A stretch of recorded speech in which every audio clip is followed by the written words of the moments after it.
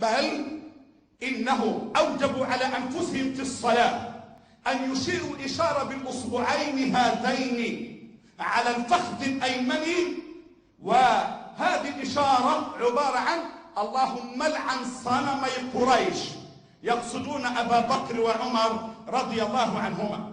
ولما دخل الكافر أحمدي نجاد إلى أرضنا التي نجسها بقدميه وصلى صلاة لا قبول لها وجلس في الأزهر ورفع الإشارة هذه بالأصبعين، ظن البسطاء أنه يشير إلى علامة النصر، بأنه سيخترق الأزهر بالفكر الشيعي فقط. لا، إنه يعطيك بالإشارة هذه، يقول لك أنا في بلدكم، أنا في بلد الأزهر، أنا في بلد السنة، وأقولها اللهم لعن أبا بكر وعمر رضي الله عن الاثنين، ولعن الله أحمد نجاد.